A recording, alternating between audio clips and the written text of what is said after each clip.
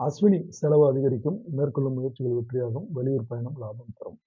பரணி குடும்பத்தினர் விருப்பத்தை நிறைவேற்றுவீர்கள், மனதில் நிம்மதி உண்டாகும். கார்த்திகை 1ஆம் பாதம் நடக்காது என கைவிட்ட வேலையை செலவு வழியை இன்று நடத்தி முடிப்பீர்கள், தொலைந்து போன பொருள் கிடைக்கும். கார்த்திகை 2, 3, 4 பாதங்கள் ஆதாயமான நாள், வியாபாரத்தில் ஏற்பட்ட தடைகள் விலகும், விருப்பம் பூர்த்தியாகும். ரோகிணி திட்டமிட்டு இருந்த வேலைகளை நடத்தி முடிப்பீர்கள், குடும்ப நெருக்கடி விலகும், உடல்நிலை சீராகும். மிருகசீரிடம் 1, 2 பாதங்கள் போட்டியாளரால் ஏற்பட்ட நெருக்கடியை சமாளித்து வெற்றி பெறுவீர்கள். மிருகசீரிடம் 3, 4 பாதங்கள் வியாபாரத்தில் லாபம் காணும் நாள், தொழிலில் புதிய உத்திகளை கையாள்வீர்கள். திருவாதிரை வேலை பார்க்கும் இடத்தில் செல்வாக்கு உயரும், இழுபறியாக இருந்த இந்த வேலைகள் நடக்கும். புனர்பூசம் 1, 2, 3 பாதங்கள் வியாபாரத்தில் புதிய வாடிக்கையாளர்கள் அதிகரிப்பார்கள், உழைப்பாளர்களுடைய எதிர்பார்ப்பு பூர்த்தியாகும்.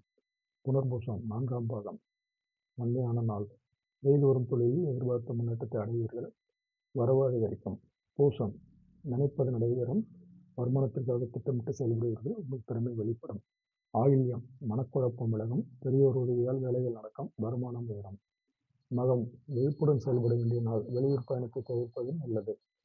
பூரம் சந்திராஷ்டமம் தொடர்வதால் மனதில் ஒருவித பயம் தோன்றும், எதிர்பார்ப்பில் தடை உண்டாகும், தேவையற்ற பிரச்சனை தேடி வரும். உத்திரம் 1 புதிய முயற்சிகளை தவிர்ப்பது அவசியம், பிறரை அனுசரித்து செல்வதால் சங்கடம் இல்லாமல் போகும்.